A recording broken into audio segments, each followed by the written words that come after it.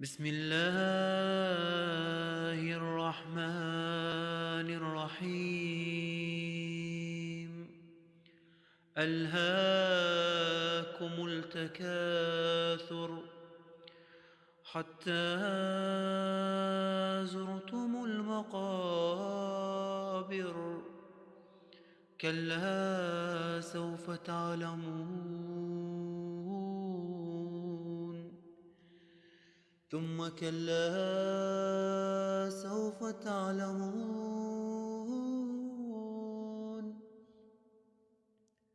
كلا لو تعلمون علم اليقين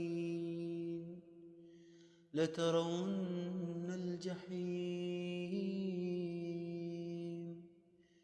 ثم لترونها عين اليقين ثم لتسألن يومئذ عن النعيم.